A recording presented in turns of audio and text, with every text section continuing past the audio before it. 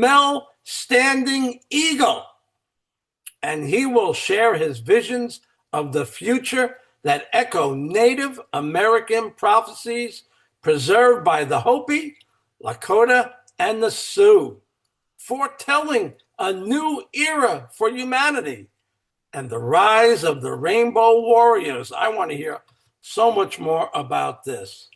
These spiritually awakened individuals, drawn from all cultures, were foreseen to emerge during a time of global crisis to restore Mother Earth's balance and harmony.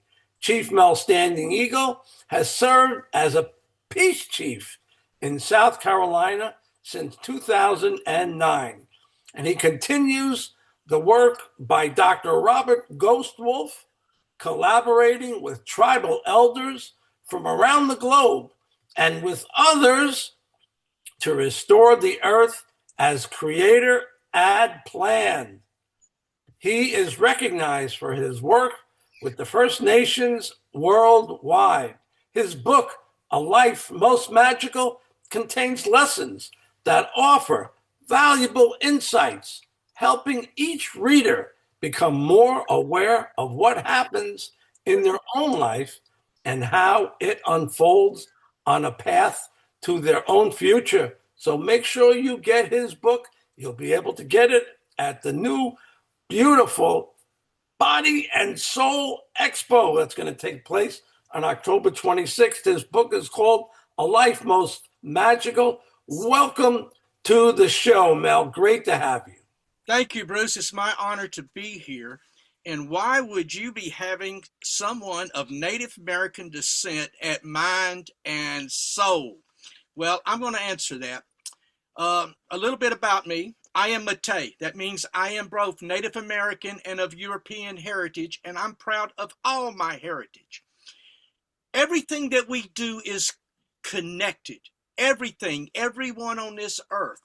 And I never envisioned my life being where it's at now, walking the path that I'm walking, carrying one of the most sacred bundles. This here is from the Hopi.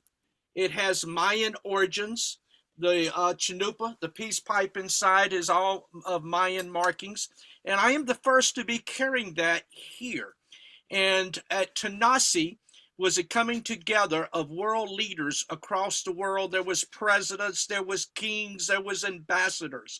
And I was honored to be able to do ceremony with them and to do the closing ceremony for the consecration of the rain coming out of the Rainbow Warrior tribes around the world. So we're made up of First Nations literally everywhere. And our focus is coming together and working on the commonalities that we all have.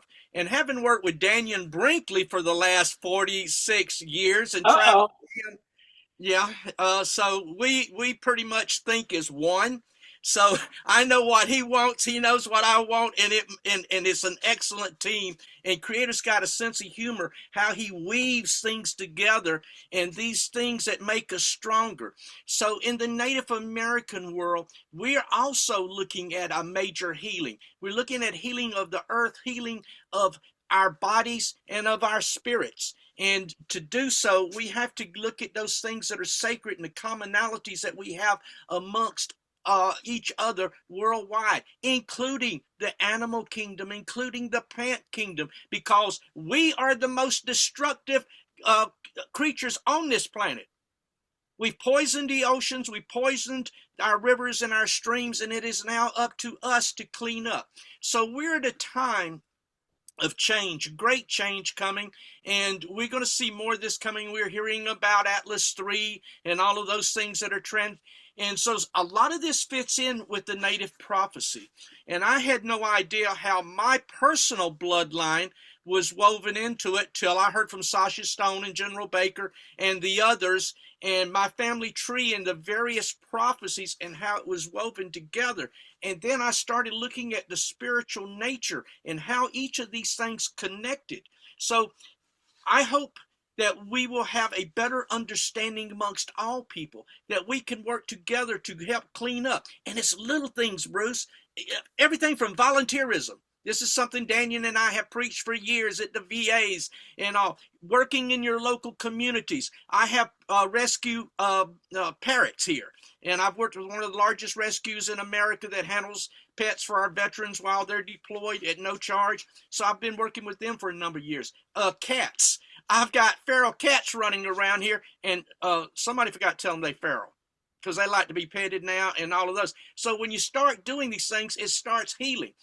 Our soil is so polluted, and I'm glad to see Florida's making changes to fight all that stuff that's going over the cloud seeding and all that, because it's driving heavy metals and toxins upon the soil. And everybody that thinks they're eating organic food are sadly mistaken, unless it is grown in a controlled environment.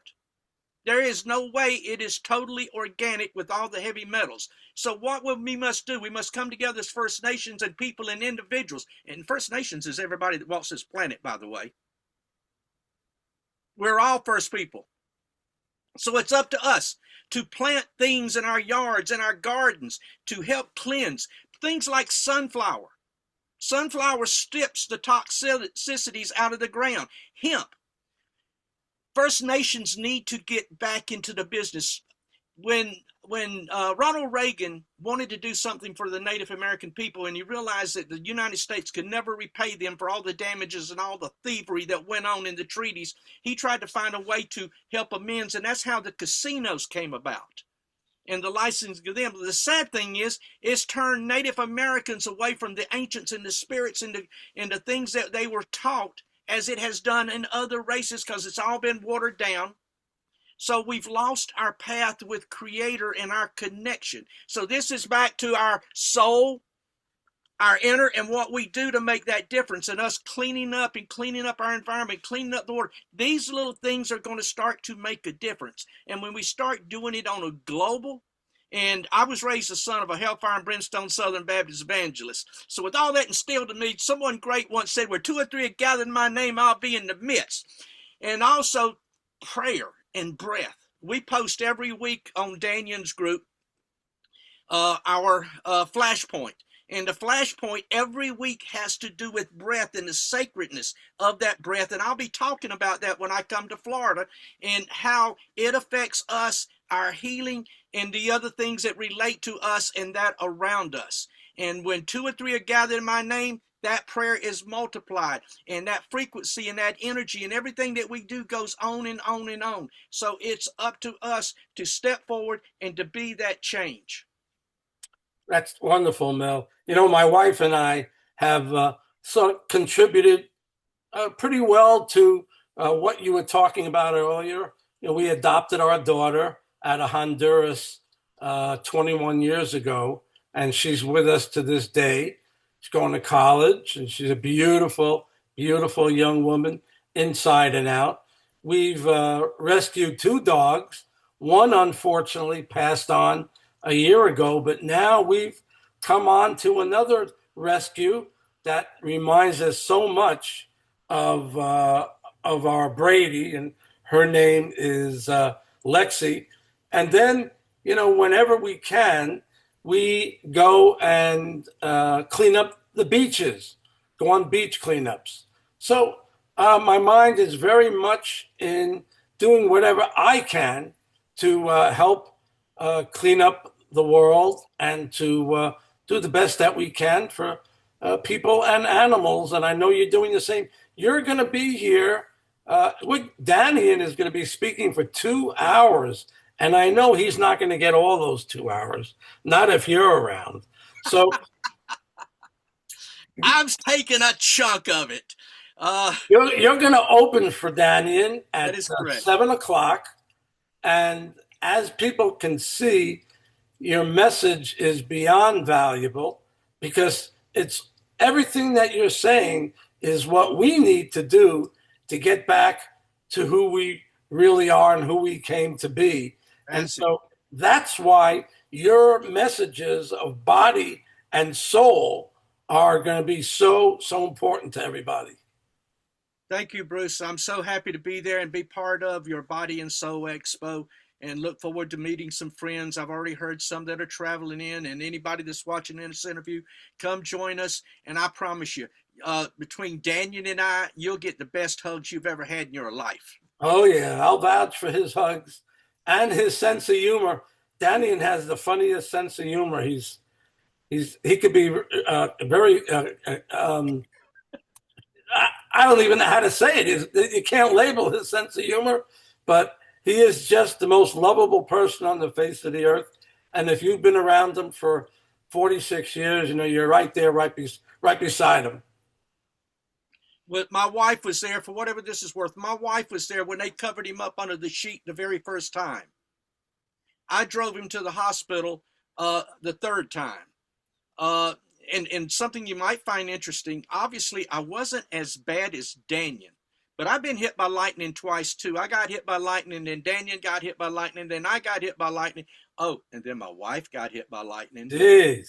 And then in 2023, in front of a bunch of witnesses at a wedding, Mel got hit and went flying through the air. Oh my God. So I was told I was a zombie for about a week because I don't remember any of it. Don't remember the wedding. I do remember the beforehand, but so together, it's a lightning experience between the two of us. Unbelievable. Just the other day when he did my interview, my podcast, I said, Dannion, there's just something that doesn't make any sense to me.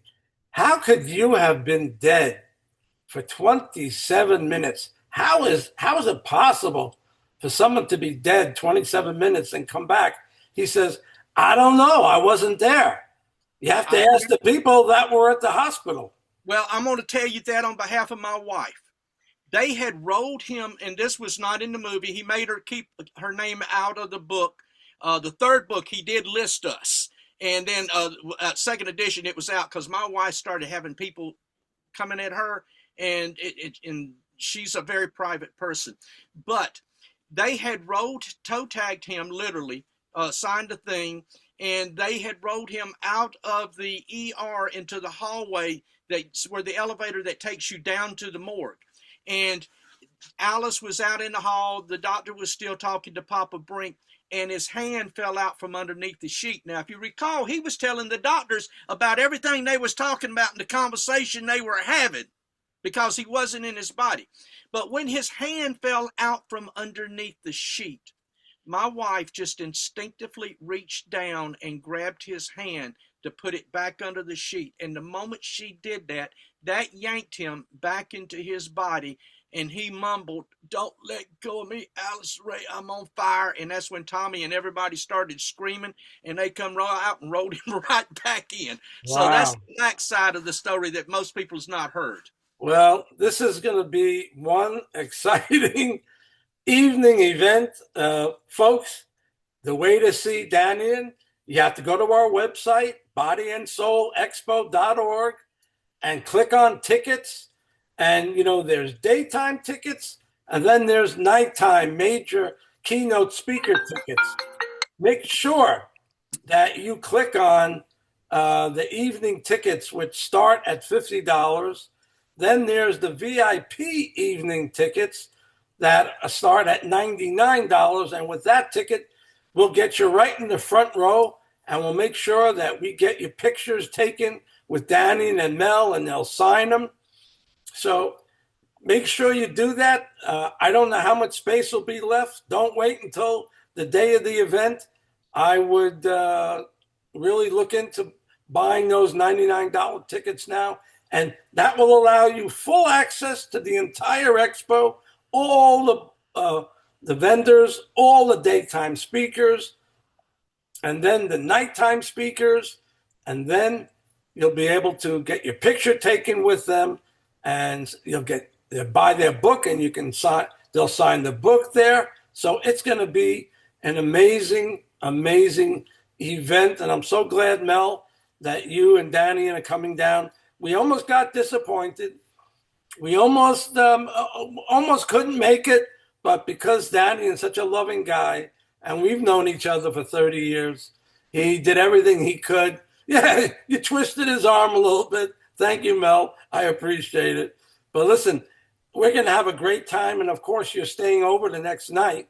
and we're going to do some filming. I'm going to have some producers here that are going to film Dannion, and they're going to film Eric Pearl for their next movie. So it's going to be one exciting opportunity after another, starting on Sunday, October 26th. So, Mel, thank you so much for coming and spending this little bit of time with us. It was just a short little intro for people, and I thank you for being here, and we'll look forward to meeting you in person. Get them hugs in 2 weeks.